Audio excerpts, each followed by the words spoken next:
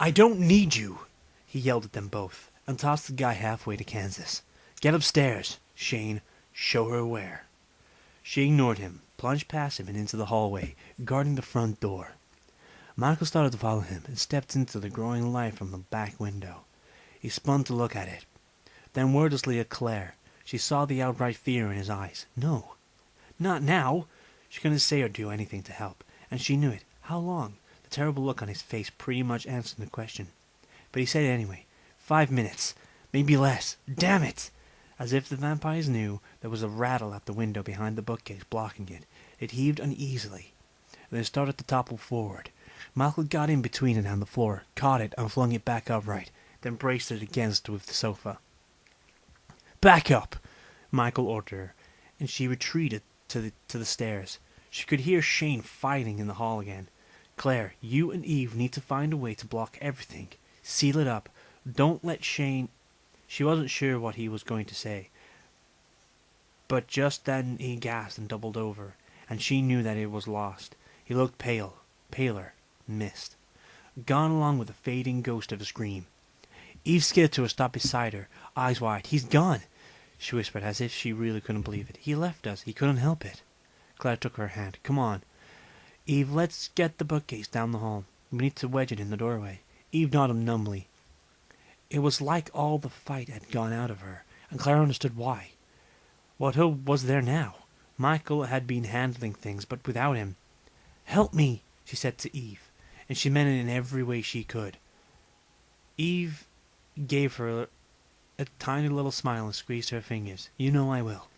Between the three of them, they managed to block the front door pretty thoroughly, wedging the bookcase in place and bracing it with two more at an angle. Sweaty, panting, scared. They looked at each other. It got quiet, weirdly quiet. Well, Eve looked around the corner. I don't see anything. Can we get to the pantry? Claire asked. I don't hear anybody. Too risky, she said. It grabbed the phone from a pile of debris and started dialing on the fly, then dropped it. They cut the line.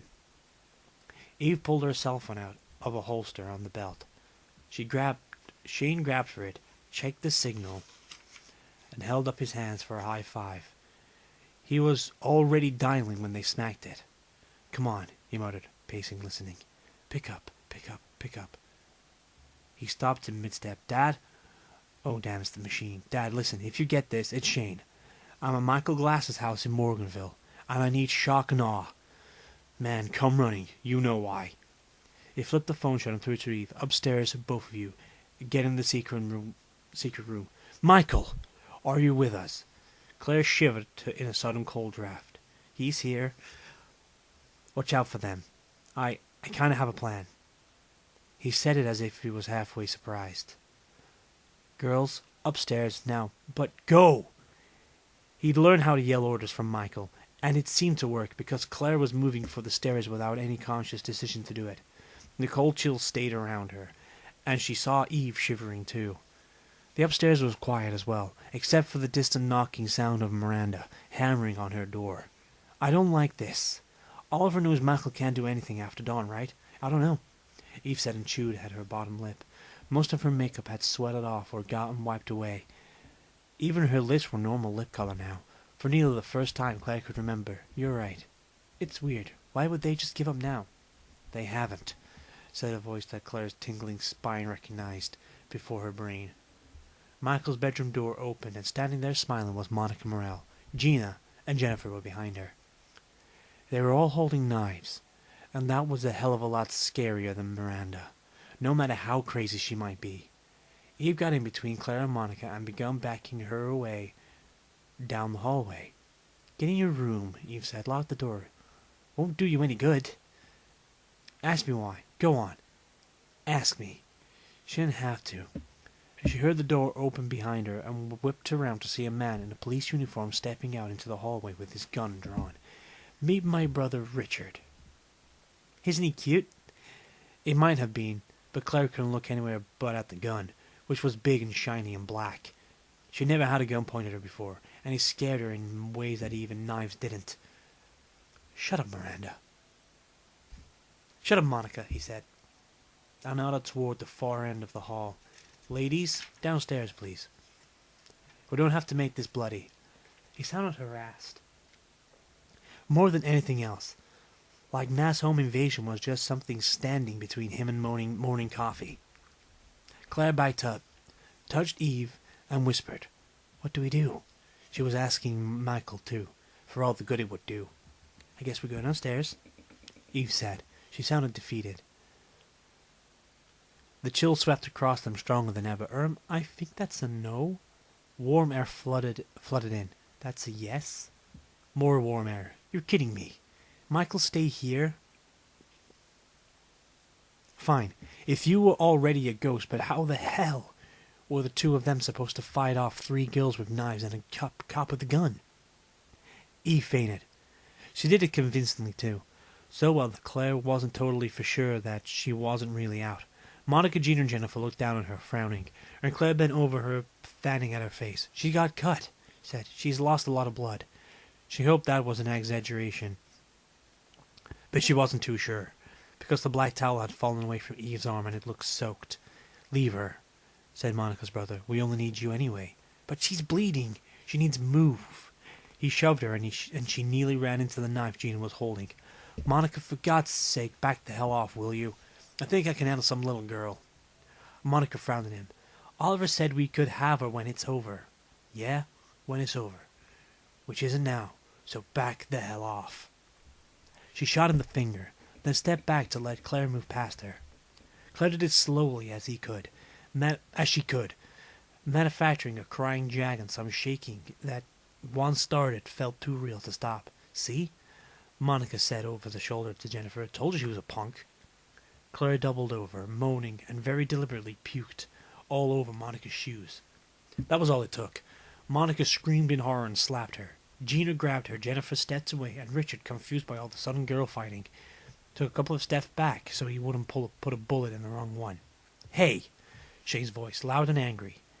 He was on the stairs looking through the railing at them. "Enough already. I'll give you the damn book. Just leave them alone."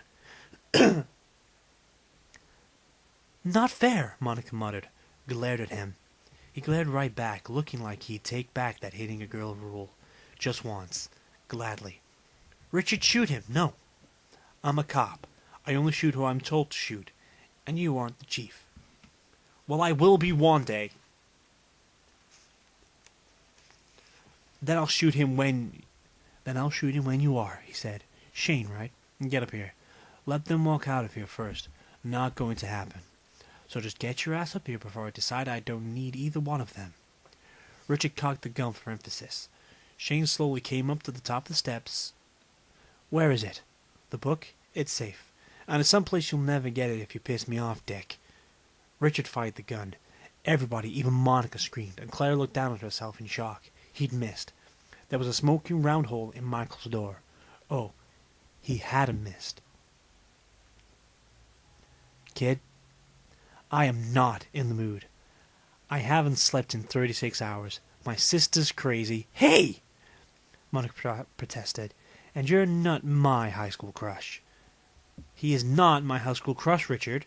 The point is, I couldn't give a crap about you, your friends, or your problems. Because for me, this is impersonal.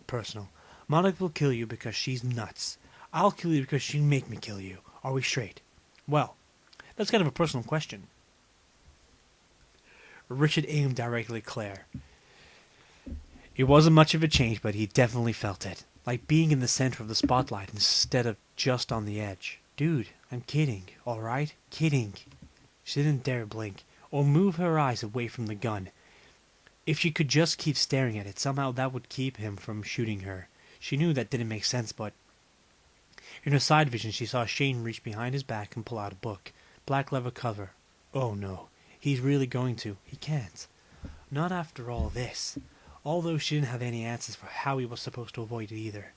Shane held up his left hand, showing it empty, and held out the black Bible with his right. "That's it?" "Swear to God." "Monica, take it." She did. Scowling at Shane. "You are not my high school crush, idiot." "Great. I can die happy then. I'm shooting the next person who talks, who isn't my sister." "Monica."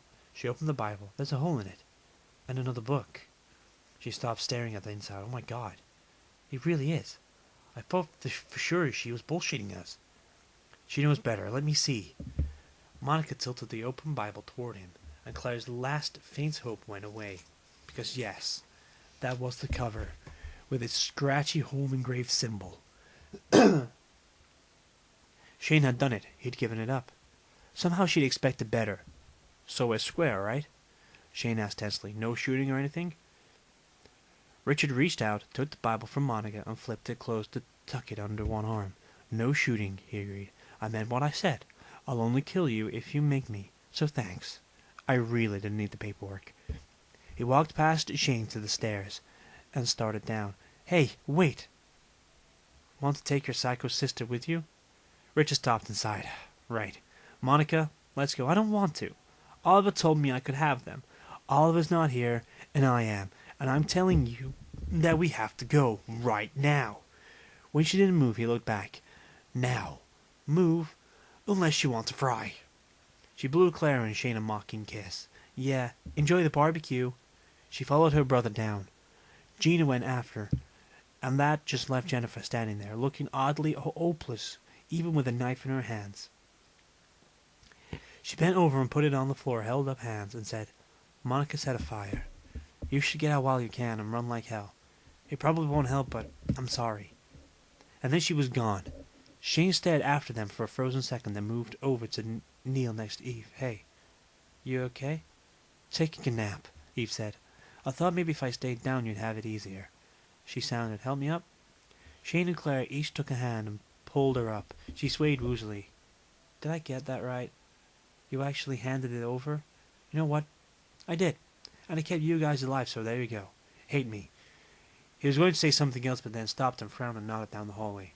There was a thin thread of smoke curling out from underneath the door of Claire's bedroom. Oh my God. She gasped and ran for it. The knob was hot. She instantly let go and backed away. We have to get out of here. Like they're going to let us go, Shane asked. No, am I letting this house burn? What about Michael? He can't leave. She hadn't even thought of that. And it hit her hard. Michael was trapped. Would he die if the house burnt? Could he?